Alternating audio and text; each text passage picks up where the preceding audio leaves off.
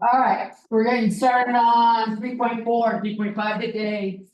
I have your test, we'll give them back at break time. If you want it, you have a chance to. Redo the test at home or with tutors. And get an average the score of your old test with your new test. You do not have to, some of you have already got A's on the test and may not want to spend the time doing it. I'm not doing partial credit, so it's either all right or all wrong on the question, and I'm not grading the extra credit. So, but grades can go up if you do it, and you can get help. I recommend using people for help. Tutors, if you want to use ChatGPT, do it afterwards. After you have answers, not along the way, because you're, first off, the idea of this is not really to raise your grade. It's to fill those holes in your knowledge, and ChatGPT, if you just type the problem in and write down what it says. You haven't fucking fixed anything, you'll bump your grade on this test, and you're gonna fail the next test, the fucking test after that, the test after that, and there was no point doing anything of it. But if you go to the tutor and get some help. And then you wanna verify that that was correct, ChatGPT or AI is good. It is not 100% correct, I'll tell you that right now. I use it to check my work on like an exam. When I graded up an exam or done the answer key, I'll throw it in there and look at what it says. And sometimes. It won't even say, it'll say you can't finish doing this. It takes a computer to finish doing the problem, and I'm like, nope. And I add in more information like. Do integration by parts, it's something you learn in calculus too, I'll give it a clue as what to do, and then on the second trial, it'll do just fine. So it doesn't always give you the right answer. AI is not. Is not like 100%, keep that in mind. Alright, so. And it is in the announcement, the link to the test is in the announcement. And in the announcement, I have like highlighted in yellow, something you can show to like tutors. Cause it says test on the thing and they may not wanna help you. Show them the announcement, it says, Joan says I can see that. Alright, 3.4, let's see, we're on math 65. This is 3.4, it's on related rates. Let me just start up with a scenario and we'll. Go into it, let's say X and Y. Are functions of T. So like X of T and Y of T. Let's say X equals 3T plus 4. And Y equals 9T plus 12.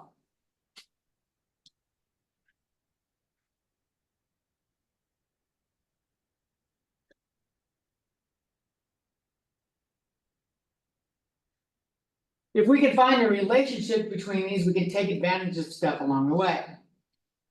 You'll notice if I factor out a 3 on the Y. This becomes 3T plus 4 times 3. But that just so happens to equal that, which equals X. Which means even though Y and T are both functions, or Y and X are both functions of T. I can write Y. As a function of X, so there's some relationship. So if I take the derivative with respect to time on everything. This becomes dy dt. Equals 3 times dx dt.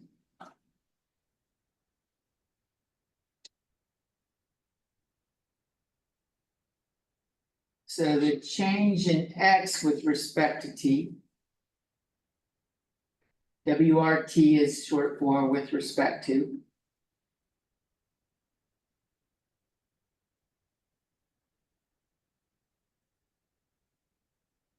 Change in X with respect to T is related. To the change in Y.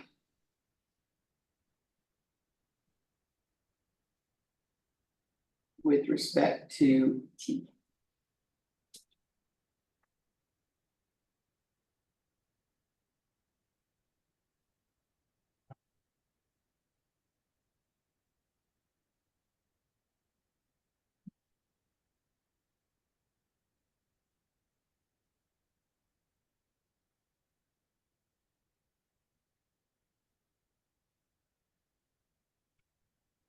I'm familiar. What? Man. Sway! STFU.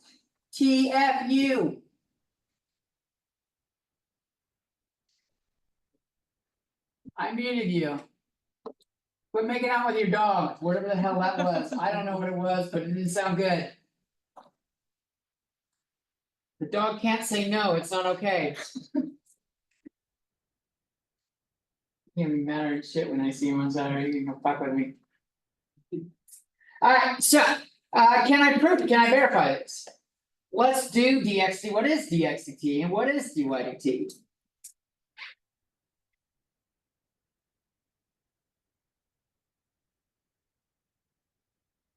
Well, let's go back to the initial equations. We had x equals 3t plus 4. Let's hit that bastard with a derivative with respect to time.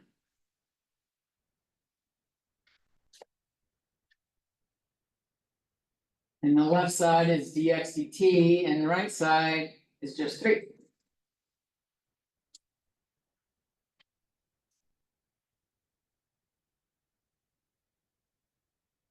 I do the same thing with y equals 9t plus 12. We'll do a dt on these, derivative with respect to time.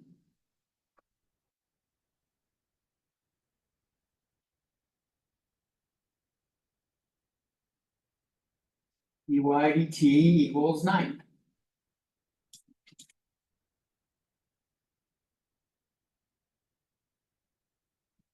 Did this hold true? dy dt equals 3 dx dt. Let's fill in what we got. Oh, dx dt is right there. dy dt is right there. 9 equals 3 times 3. That seems legit.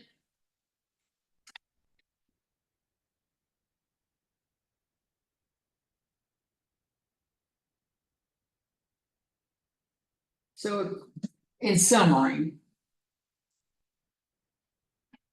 if two variables are related,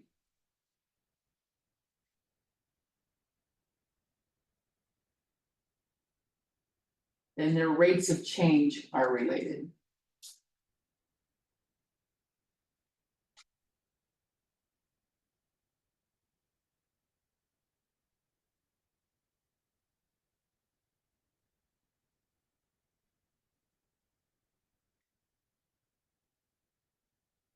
And the way we use this is we can use known info about one rate of change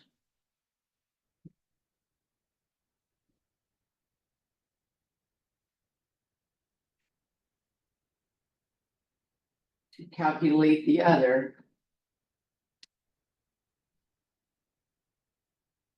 if we know their relationship.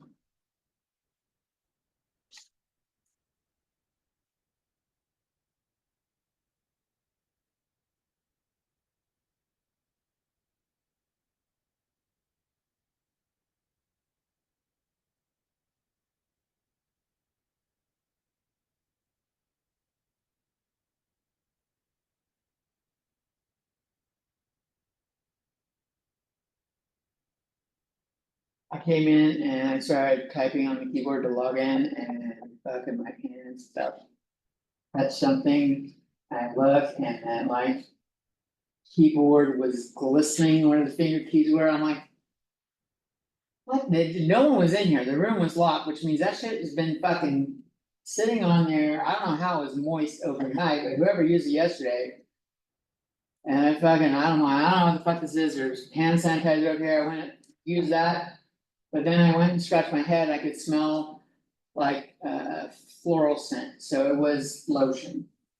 But it had no color. It just looked like it looked ew. Like fucking, I don't know how you gotta be leaving a lot of lotion on your fingers to leave that kind of residue on a fucking keyboard. Fucking rub that shit in. Fucking creepy. Alright, so we're gonna use this to solve problems. This is a problem solving section. Everything from here on is a word problem. Yeah. That was her. Don't look at me.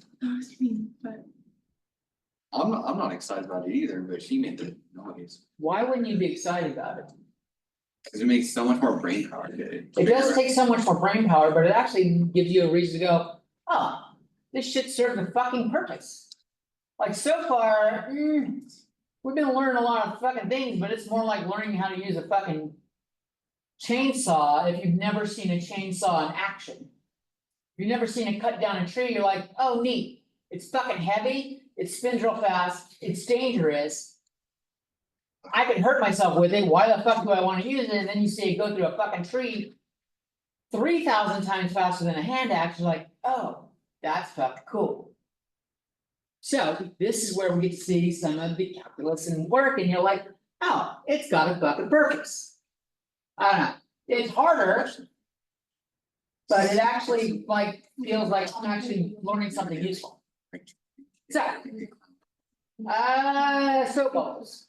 Let's assume a soap bubble retains its spherical shape.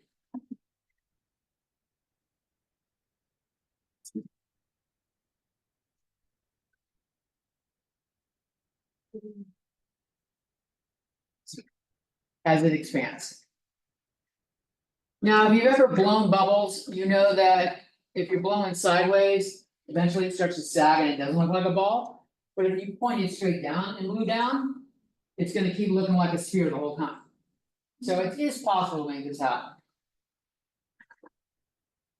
How fast is its radius increasing?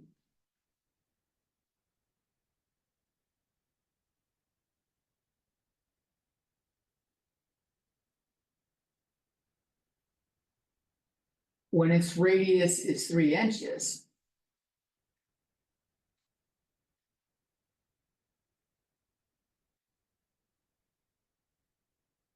If air is being blown into the bubble.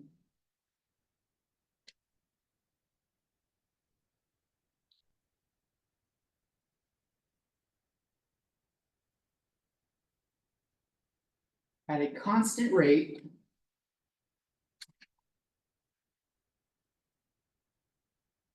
Of 3 cubic inches per second.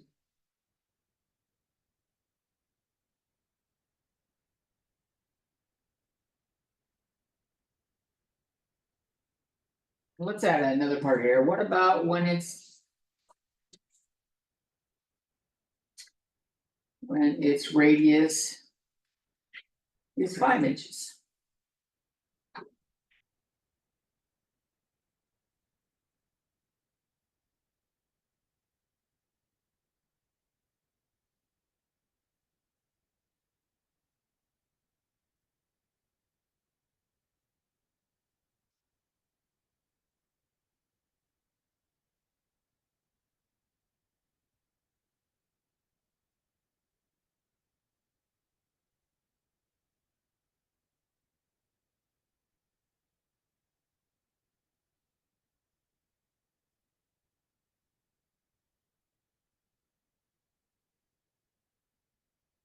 So let's start with what we know. It tells us the radius is 3 inches, so we can lock that shit in. R equals 3 inches.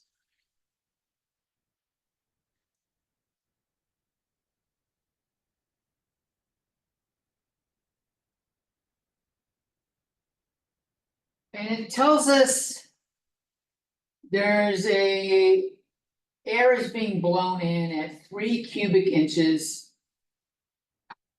which is inches cubed per second.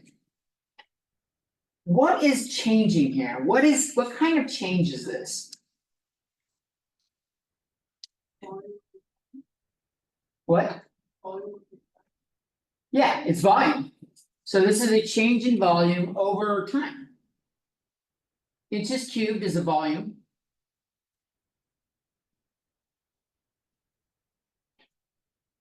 And seconds is time. And so if those are the things that are in the change, this is dV/dt. So we need a formula.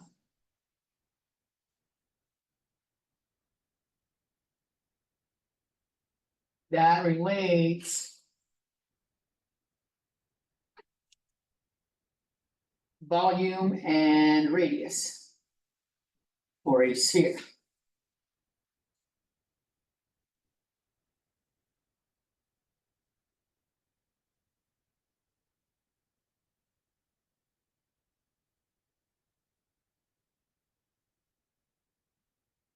That is, there's a formula for that, you may or may not know it, does anyone know it? The volume, there's an equation for it, you know what it is?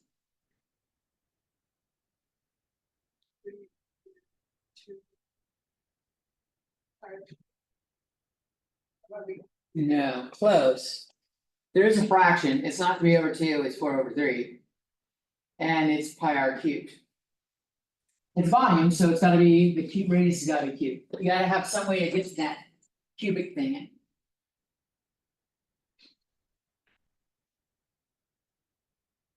So if we take the time derivative of both sides. And we're gonna do it implicitly for both things.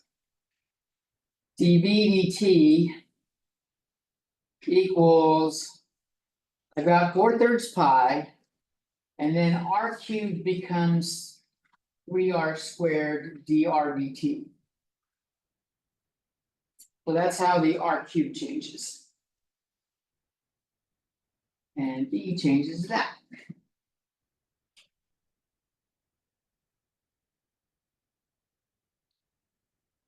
And what are they asking us here? How fast is its radius increasing? A radius, increase in radius is gonna be dr dt, this is what we're looking for. So we want this bastard.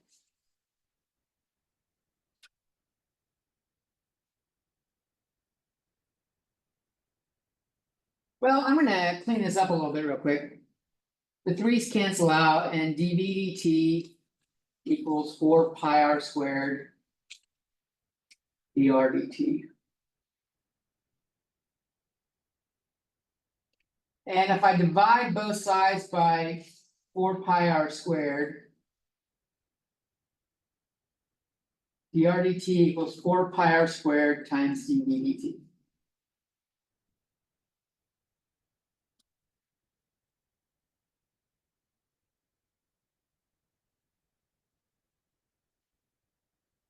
So I just did 1/4 pi r² times both sides.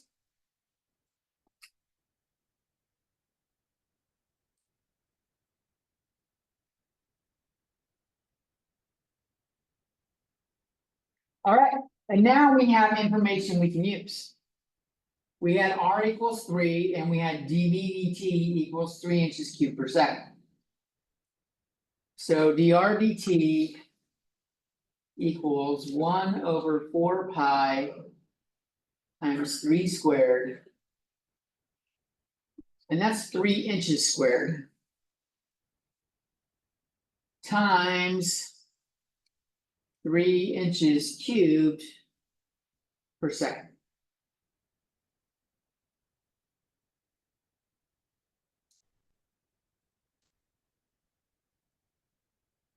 So this is like 9 inches squared right there and 4 pi. Before I simplify, I'm just gonna write everything that I have in top and bottom. 36 pi inches squared and then a second. I'm showing that the units match up too.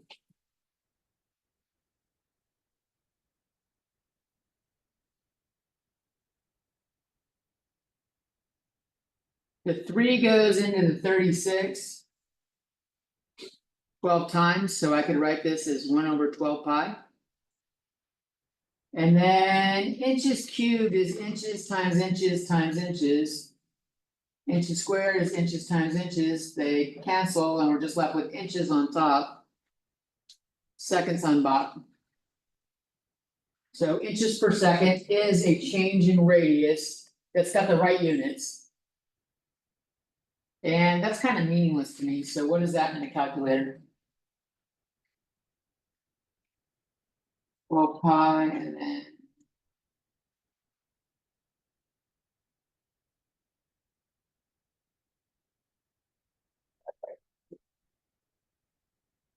Approximately 0.026525823 inches per second and. We were only given one significant digit and everything else. Like 3 inches, 3 cubic inches. I'm gonna get this down to one digit, so I'll round it to 2. Make it 0.03 inches per second.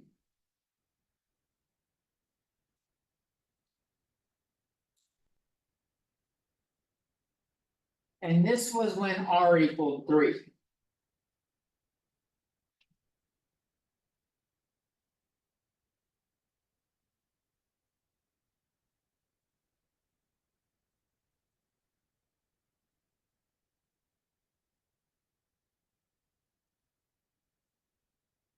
What about when R equaled 5?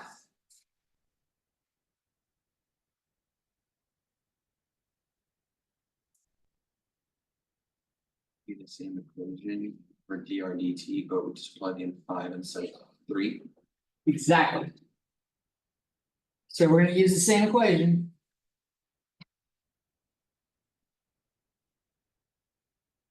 But we're using R equals 5 this time. 1/4 pi times 5 squared times. We already know the inches or the units are inches over seconds. So I'm just gonna put in the values instead of doing the units this time. We already did the unit calculation. This is 3/100 pi.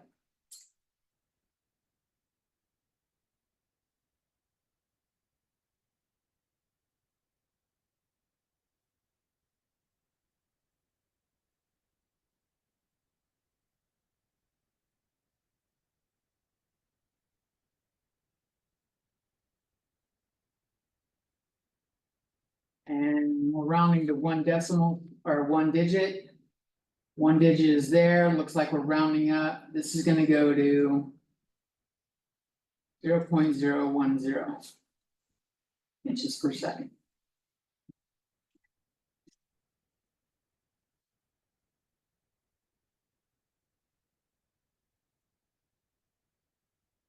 The 09 has to round up to a 10.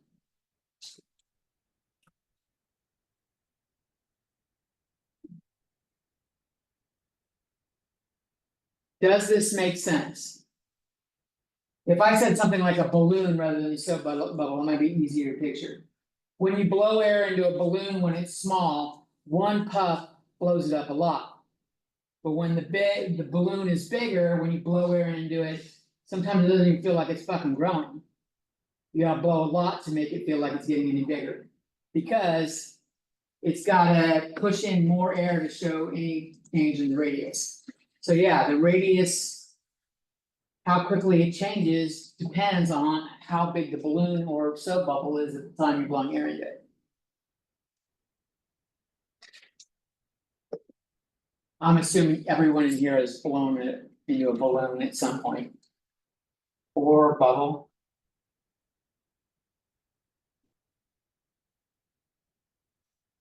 You guys ready for more?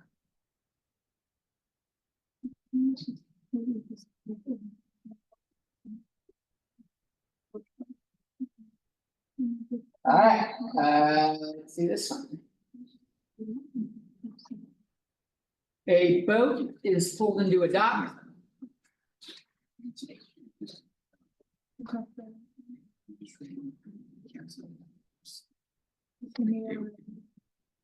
By a rope. Basically, it's the same. Attached to the bow of the ship. Or bow of the ship, I think it's bow. As the radius. Looks like bow.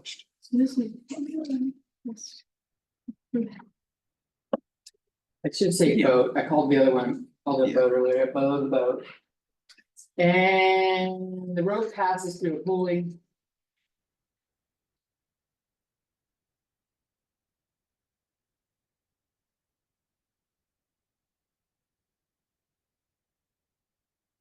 That is 1 meter higher.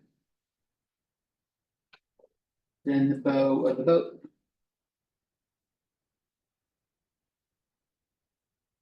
Bow of the boat, I don't know, now I'm tripping out.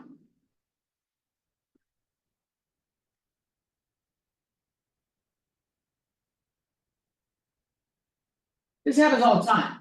The ship gets close. You don't wanna fucking crash it into the dock, so they throw a rope to someone over, and then you pull the rope to bring the person in. We're just putting it on a pulley so that we can keep some things fixed to kind of give it a relationship. But as you're pulling, you control how quickly you're pulling the rope, so we have that information. If the rope is pulled in.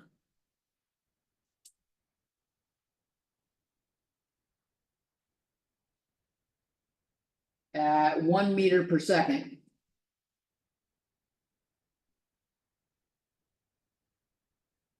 How fast? Is the boat? Approaching the dock.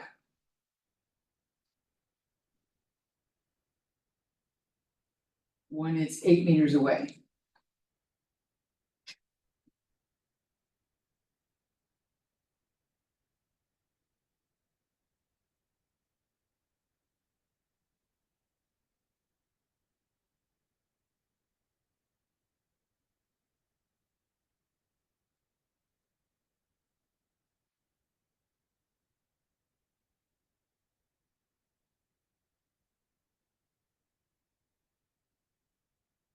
So I'm gonna make a little picture here.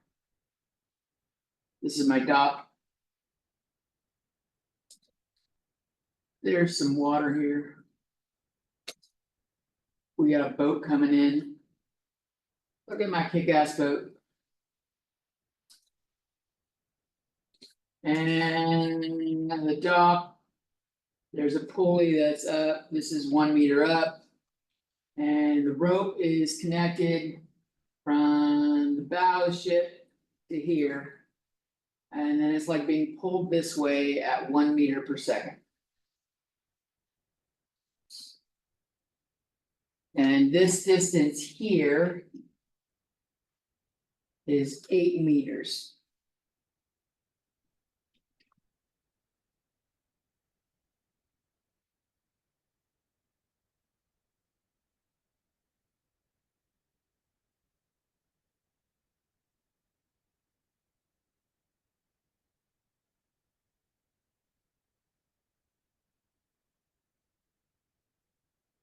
So it looks like I can make a triangle here.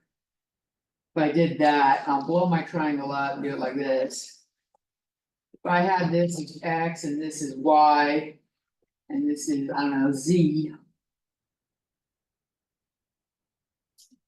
Then we could use. X squared plus Y squared equals Z squared, looks like a right triangle.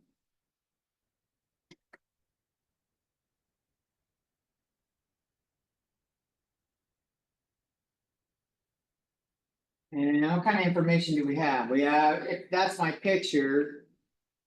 X equals 8 meters. Y equals 1 meter. Z is, we don't know.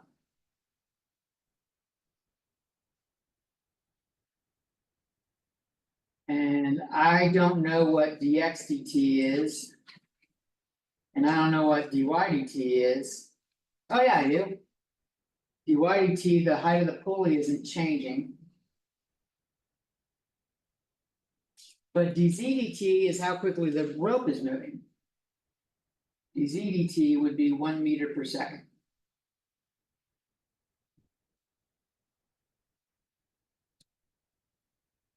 The dy dt isn't moving because that's representing. the It's on a cloth. pulley, the pulley's on a pole. And the height of the pole isn't changing as we're doing it. It's a fix. It's a fixed thing, yeah. And so if it's like, it's y equals 1 meter, there's no, it's not changing. So when we take the derivative of 1 meter.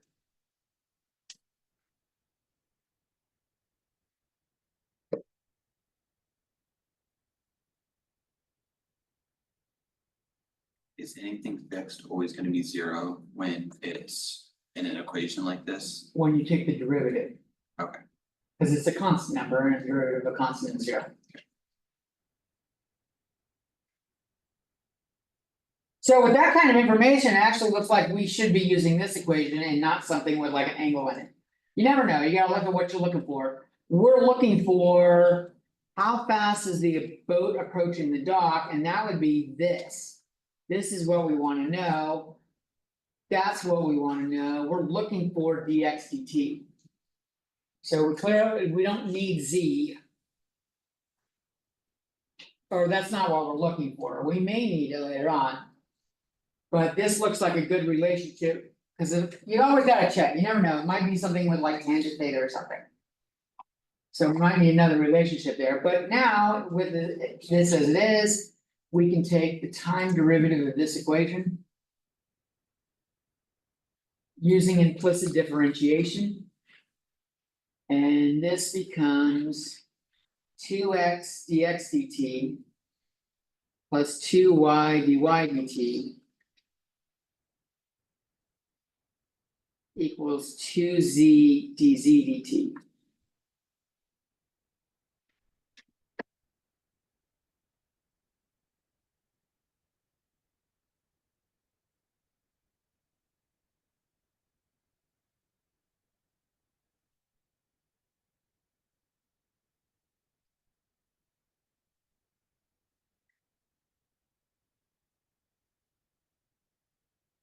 Well, we're looking for this, that's what we want. We have an x, this is 8. We have a y, this is 1. We have dy dt, this is 0. We don't have z. But we have dz dt, that's 1 meter per second. Looks like we need z after all, can we get z? How, Anthony? Yeah, let's use the Pythagorean theorem, we can use the original triangle. At the time we're looking at it, x equaled 8 and y equaled 1, we could find z here.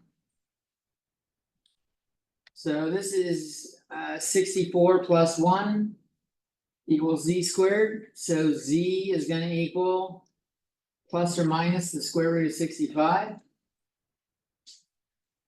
But we're talking about a length of rope. So it's gotta be the positive one.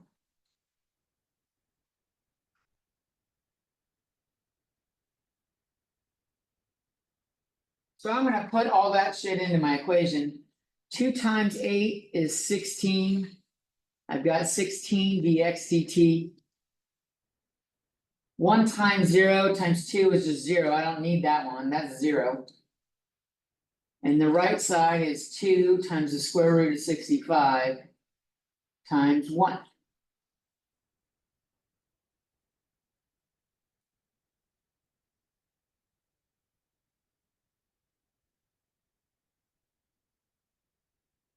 So it looks like dx dt is gonna be 2 square root of 65 over 16 meters per second, which is completely useless to me.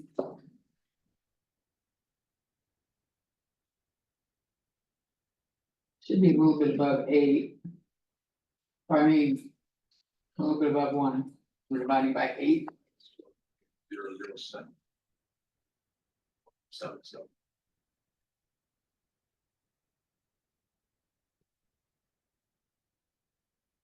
I would probably go to. We should probably just go to 1, because we only had 1 digit earlier, but I'm gonna go to 1.008 meters per second.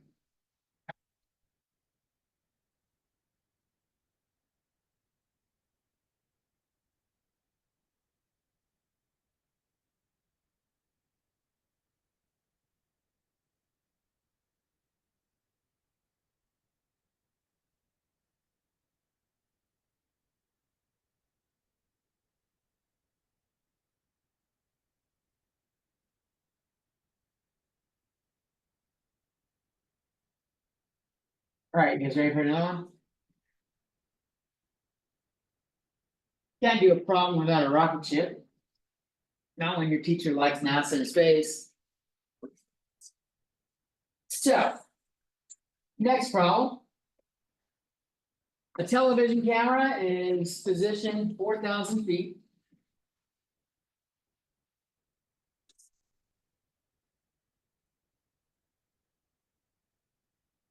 $4,000 feet from the base of a rocket launching pad.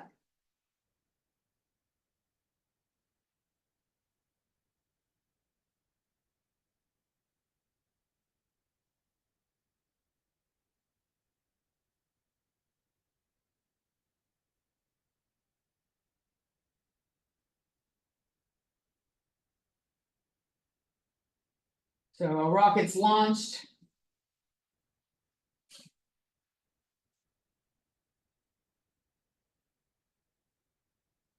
And the angle of elevation of the camera.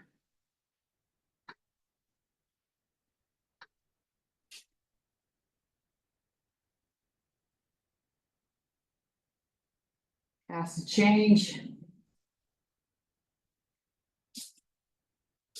keep the rocket on screen.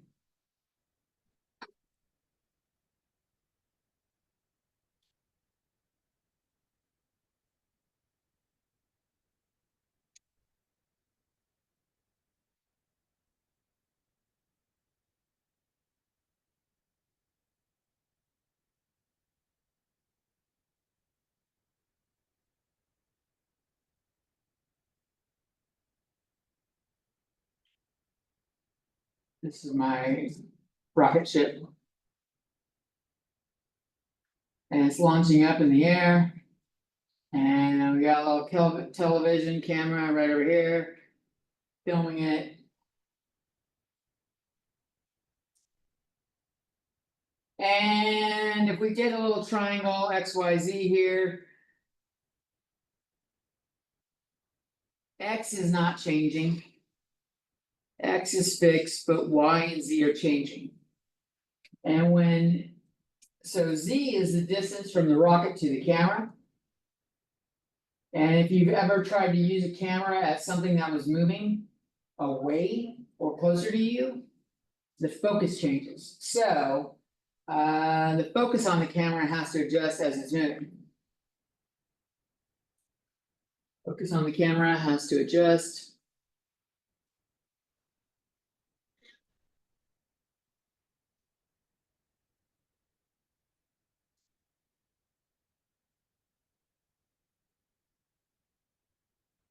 Depending on how far away the rocket is.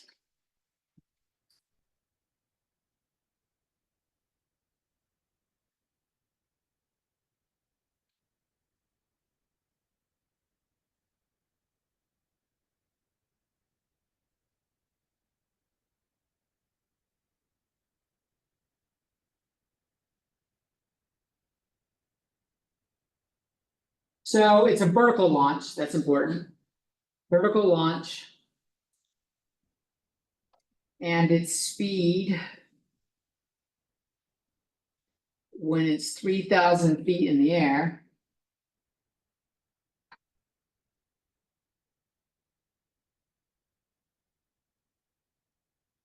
Is 600 feet per second.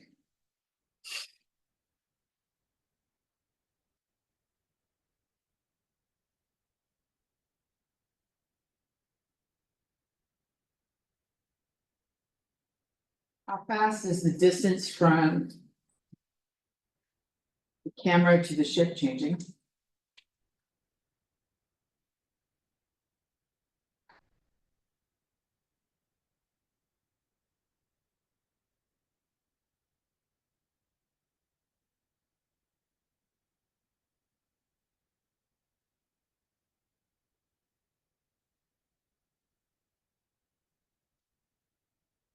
And how fast is the camera's angle of elevation changing?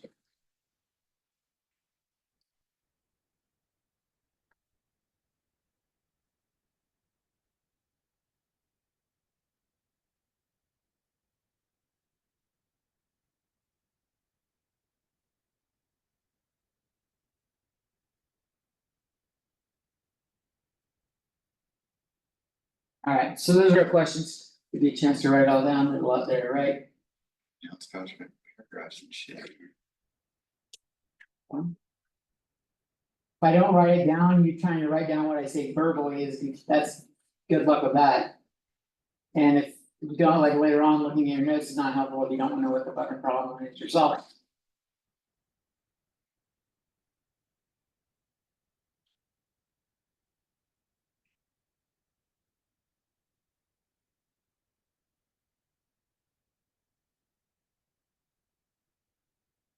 So that would be our angle of elevation.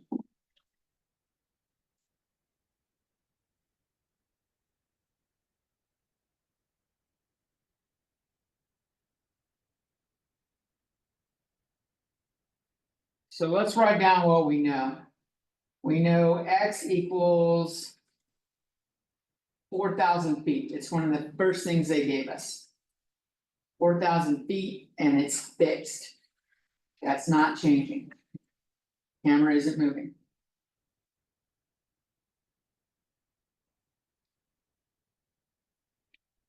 At the time that we're calculating the problem, y equals 3,000.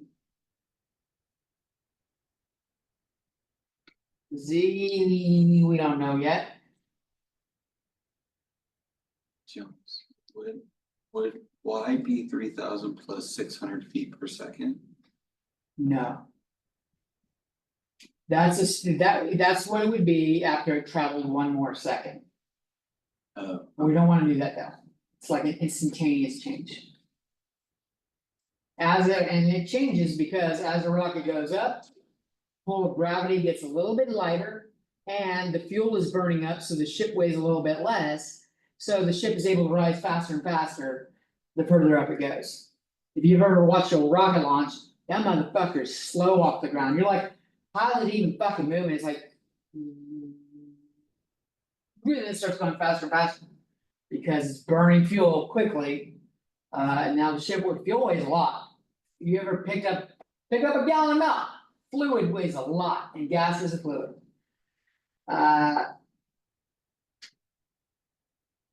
So Z, we don't know, that's changing, I'm gonna leave it blank rather than put a question mark there.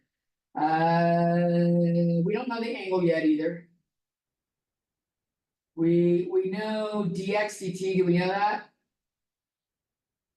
If x is fixed, dx dt should be 0.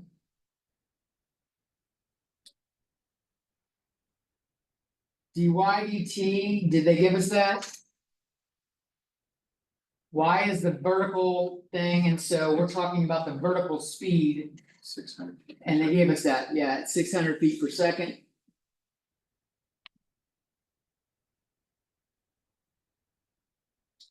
I have no idea what dz dt is. And I really don't know what d theta dt is. And I imagine we're gonna need all of that at some point. But let's just do one question at a time for now.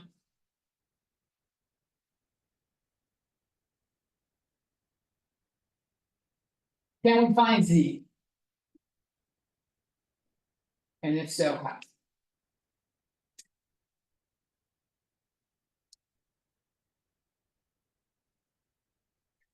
Which is Or The triangle again, right? X squared plus y squared equals z squared. So 3,000 squared, nope, x was 4,000. 4,000 squared plus 3,000 squared. Equals z squared. This is 25 million. Equals z squared. And when you take the square root, z is 5,000. X and y were in feet, so z is in feet also.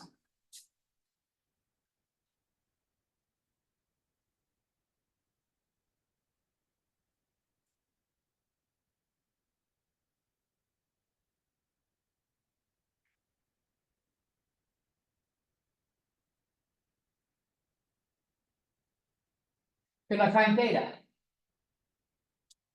yeah, Yeah, if we do like opposite over adjacent. Tangent theta equals y over x. So tangent theta is. 3,000 over 4,000. So theta equals tangent inverse of that.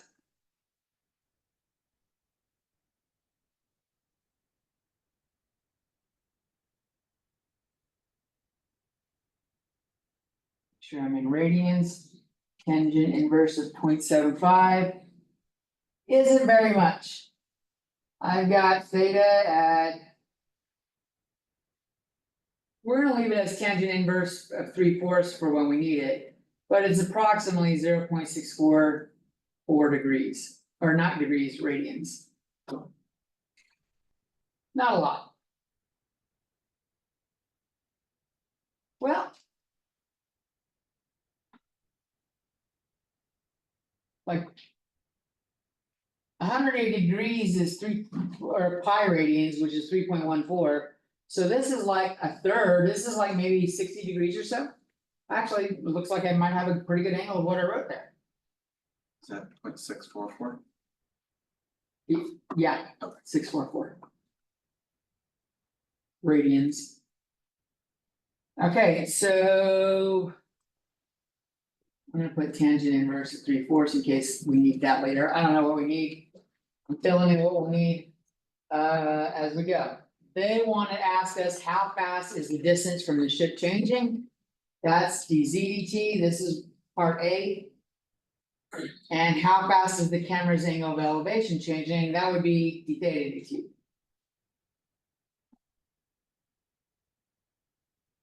So we have two equations that relate all that shit together. We have these two equations. If I want dz dt, I'm gonna use this one. So for part A, I'll start with x squared plus y squared equals z squared. I'll take the derivative. And we get 2x dx dt. Plus 2y dy dt. Equals 2z dz dt.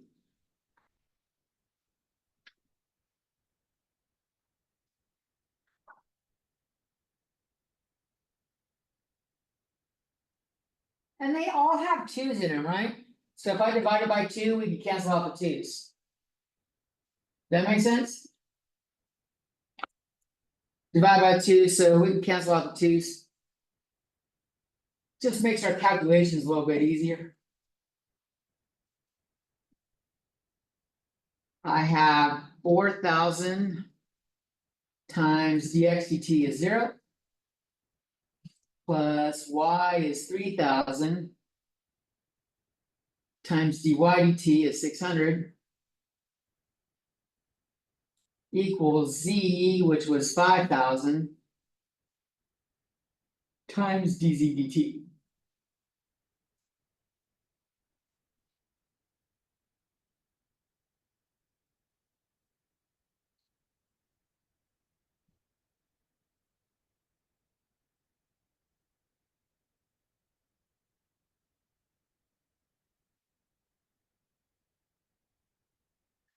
So 3 times 6 is 18, and then I've got 5 zeros.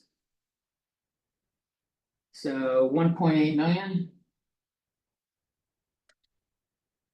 Equals 5,000 dz dt. Divide by 5,000 on both sides.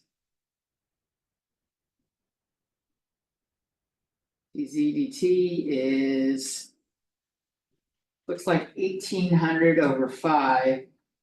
Which is 480. And dy dt was in feet per second, so dz dt is in feet per second.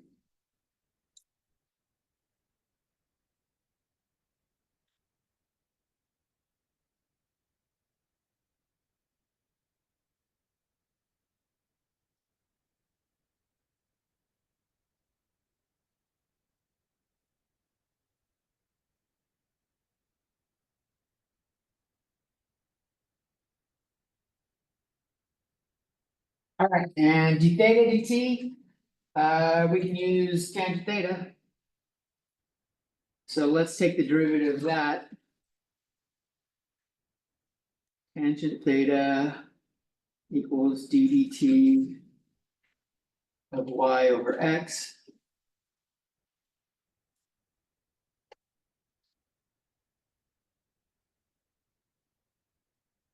The left side is secant squared theta d theta dt. The right side is a quotient rule. So we're gonna have high prime low minus high low prime over low squared. High prime is dy dt. Low is x. Minus high is y. Times low prime is dx dt. All over x squared.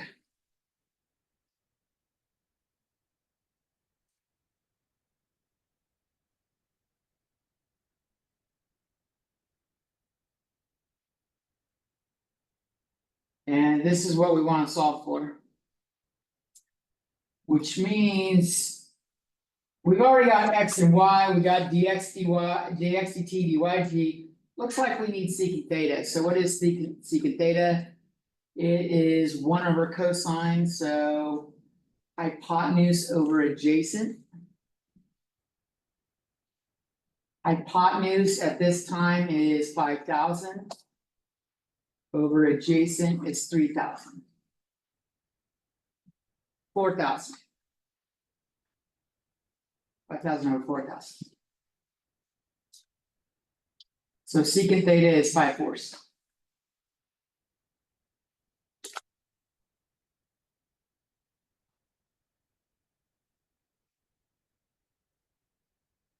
So I've got 5/4 squared. D theta dt. Equals. Dy dt is 600. Times x is 4,000. Minus y is 3,000. Times dx dt is 0.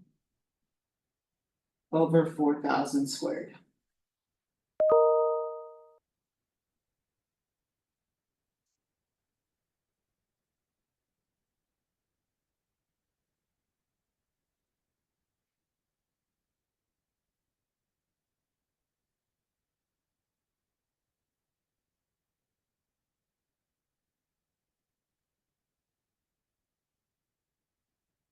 So what do we got?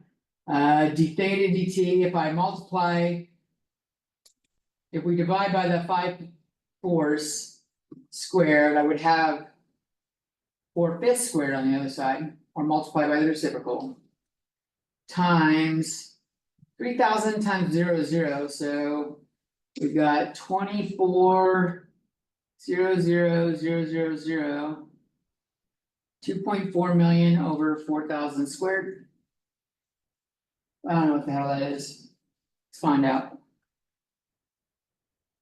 So 24,000,000 divided by 4,000 squared times 0.8 squared. I'm getting d theta dt is 0.096. I guess radians per second.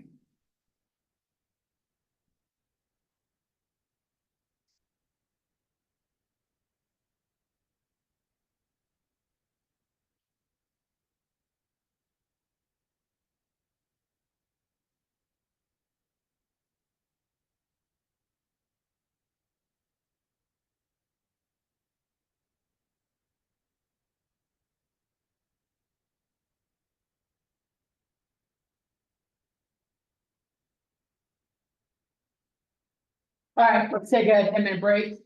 Yeah, On part A, how did you get 1,800 divided by 5? I did 3,000 times 600 gives me this. When you have things that end in a bunch of zeros, you can cancel out the zeros and sets. Cause this is like. 18 or 1.8 million is like. 1,800 times 1,000. And over 5,000 is like 5 times 1,000. And you cancel out the thousands.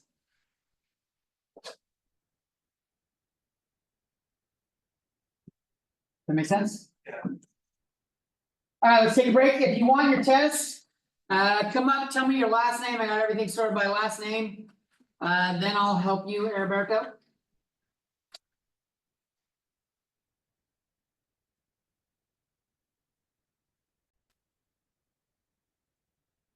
Alright, let's continue on with where we were. One more problem that I wanted to do. And maybe we'll do 3.5 another day.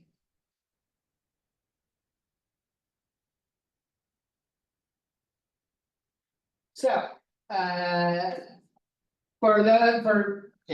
let's do the problem and I'll talk about speeding up. And slowing down. I already did say a lot, so. A satellite is in an elliptical orbit.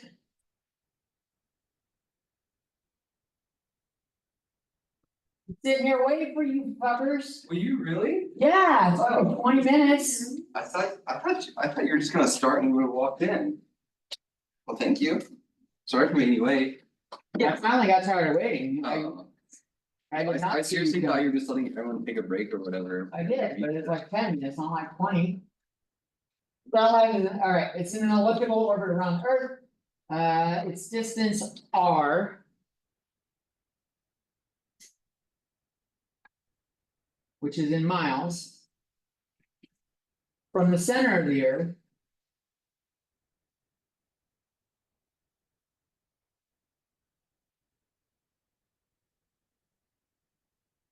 Is given by.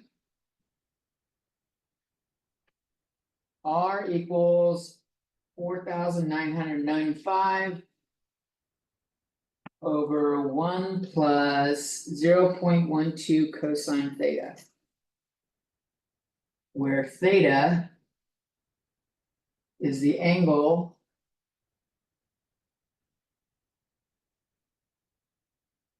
Measured.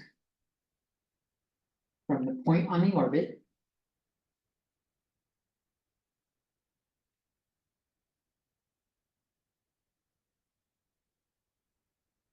Nearest the Earth.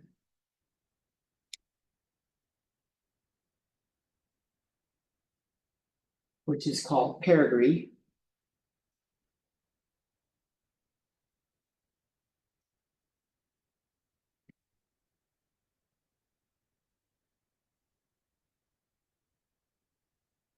At the instant when theta equals 120 degrees.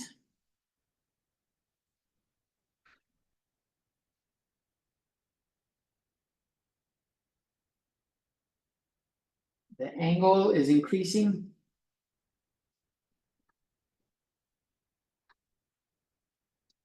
At a rate. Of 2.7 degrees per minute.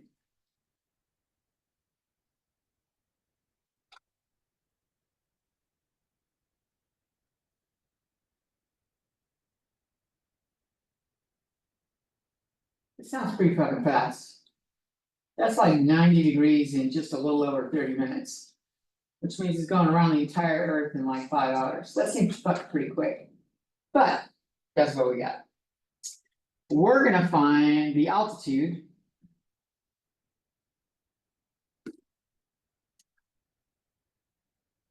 Of the satellite. And the rate at which the altitude is changing.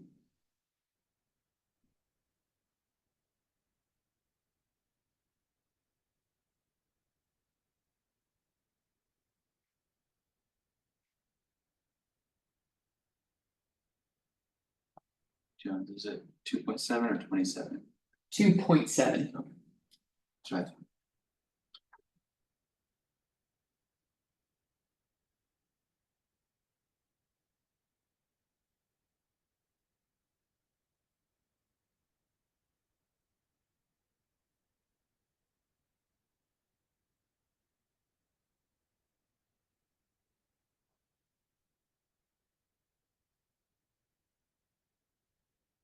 So the orbit of this thing, if the Earth is like this. I'll fill that in with green, or blue. Planet's covered in blue, we're gonna use blue for Earth. The satellite's going around it and we're measuring. Degrees start here. So it's a little, if we think about it, when cosine is 0. Or cosine of theta, when theta is 0, cosine is 1. This is 1.12 on the bottom. And when theta is pi over 2, cosine is 0, it's just 1. It's a little bit taller up here than it is at the side.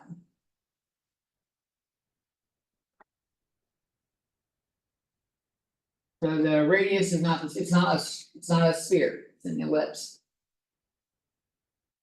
This happens a lot in elliptical orbit or orbits around. In physics and astrophysics.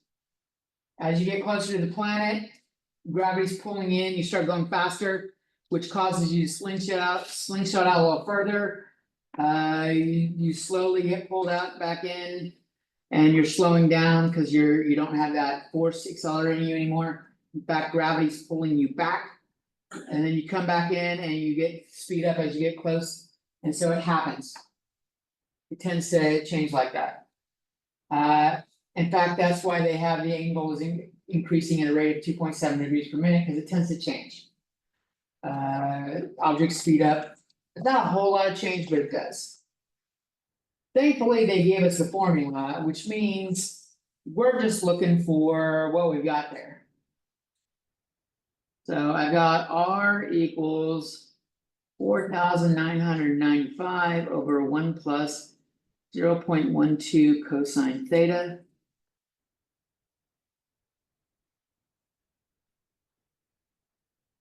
I'm gonna write this as this to the -1. I think it's a little easier to take the derivative this way. If you take the derivative with this, you're doing the quotient rule, and some of you like to fuck up the constant derivative and leave the number there, especially if it's a 1. People will leave a 1 there all the time, the derivative of a constant is 0. So if we want take the derivative with respect to time, we're doing d dt here and d dt here.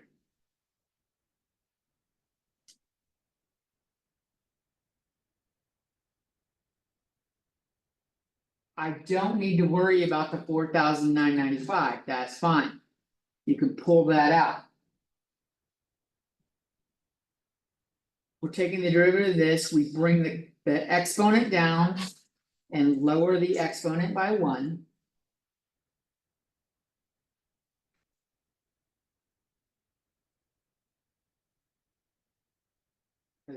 Like if we did the derivative of x to the -1, it would be negative x to the -2.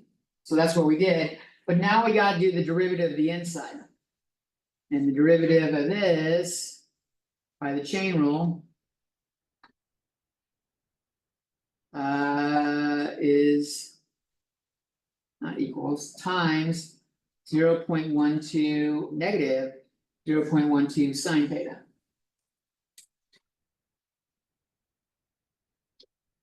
D theta dt. Damn, you forgot the d theta dt.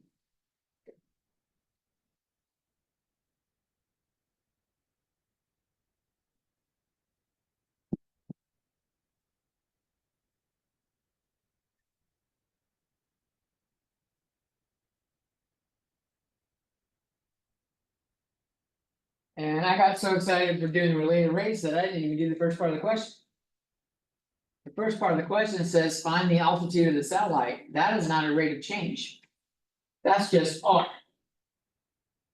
Part A is just finding R when theta is 120.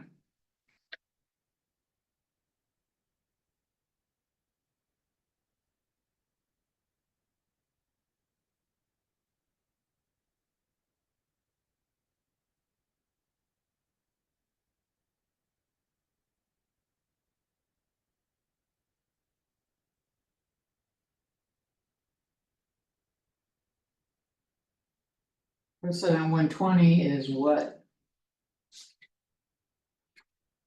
Just the cosine of 120? Yeah, Oh, 0.8148. Or do you mean, you're in radians, no, 120, we can do radians. If I switch to radians, what do I have? Pi over 180 gives me 2 pi over 3. What is cosine of 2 pi over 3?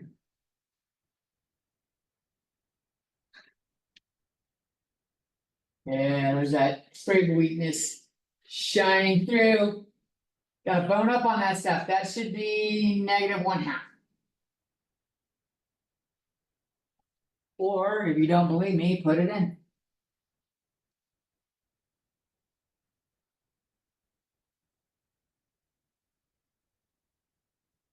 -0.5. So. That's -0.5, I'm gonna multiply it by 0.12. And I'm gonna add 1 to it. And I get. Yeah, I'm doing a sub-step real quick. 0.94, and then when I do that division. I'm getting 5,313.9.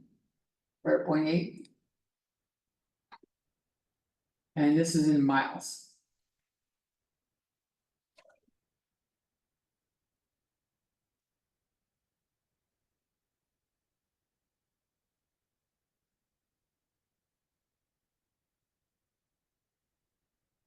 I find I fuck up less thing on a calculator if I just do everything on the denominator first, write down the substep. Because it's really easy to fuck this up in the calculator doing 4,995 divided by, then you need parentheses and a bunch of shit. You will find you will make less mistakes if you just find the numerator denominator separately and then go from there. At that point. That got a, now we're looking at the rate of change of the altitude, we're actually looking for the RDT. The RDT is what we're looking for, and we have an equation for that, it's fucking ugly. I see 2 negatives. Those are gonna cancel out. This is gonna go to the bottom. So the bottom is gonna have a 1 plus 0.12 cosine theta squared. And I'm gonna have a sine theta on top. And it looks like I've got 4995 times 0.12 as a coefficient. 599.4 on top. Oh, and then my d theta dt.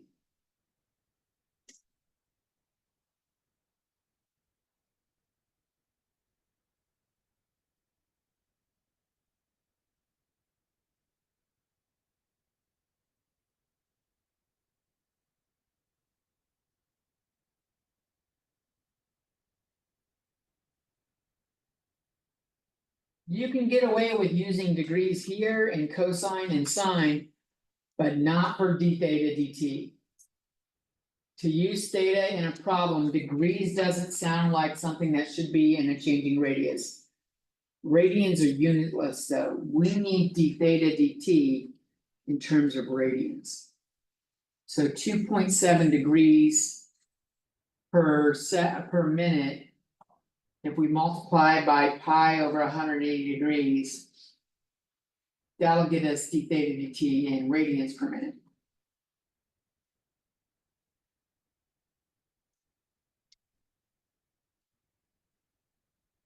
This is 0.015 pi. Radians per minute. And that's what I'm gonna put in there, I'll start plugging stuff in.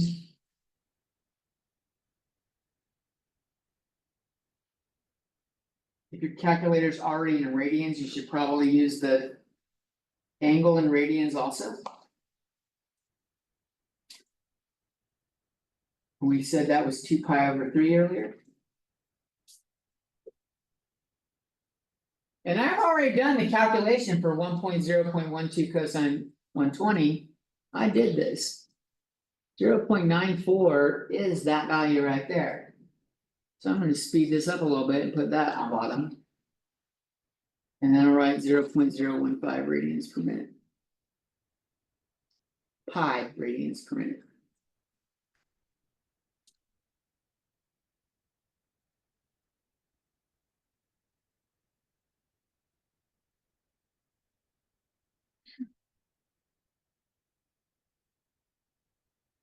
Alright. So. Cleaning this up.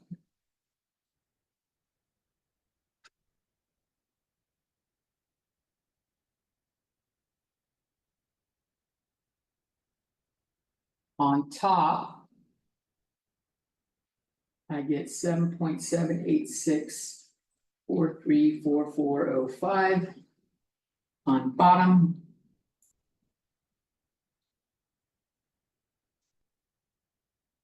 Okay, let me just do the final answer first. Now, what was 0.94 squared?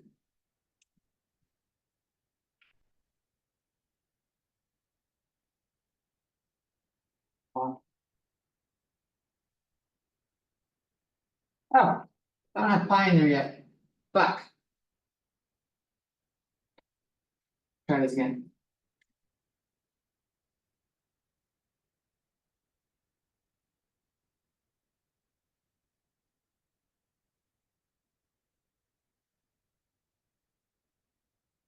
I can put the pi there. This is pi up here.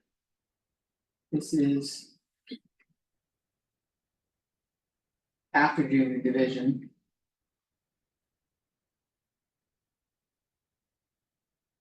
Three degrees rating for this. What? Rating in degrees or radians for this. Radians, when radians are unitless. So it's miles. Cause the 599.4 is in miles. Let's see.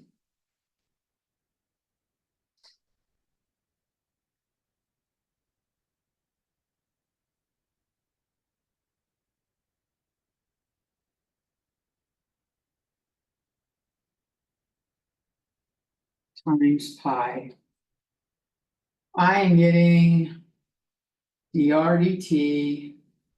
Is about 27.7. Miles per minute.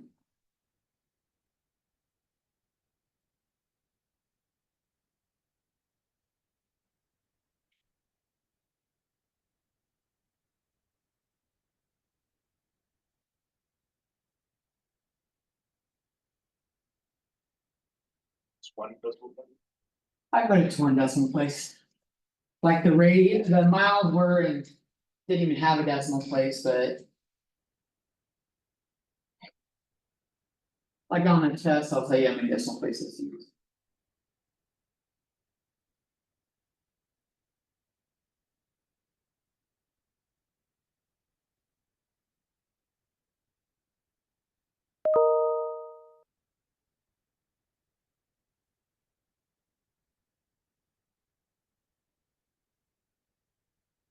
What did you get on your calculator? Screen? You got 27.68425. That sounds about right. Yeah. I'd already cleared it.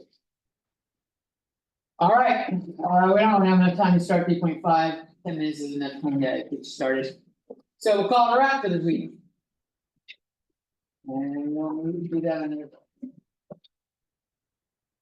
So on the syllabus, it's they're at around 3.6 and then it says 3.9 on the video. Yeah, I'll upload it. Okay. 6.9 is not gonna be on the test, but it's something you should see. Okay. It's hyperbolic trig functions. And calculus. They don't show up that all that often. Other than they do show up occasionally in engineering. Like hanging cables, like the Golden Gate Bridge. They follow a hyperbolic trig function. There are things that follow a hyperbolic trig function, so you don't know what they are. But like memorize them, you can't ask.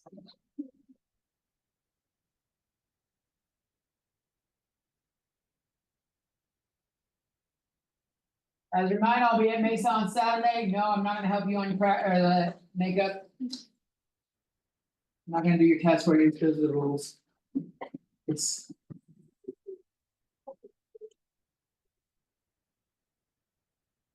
Read the announcement, there you'll have, there's a blank one there. And read the announcement. Redo it, you can use tutoring.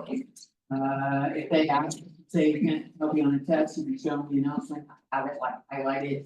That you're allowed to get help from others. And you have like, I think until like a week or something like that. October Yeah, third, is it? it's, Yeah, it's a week from today.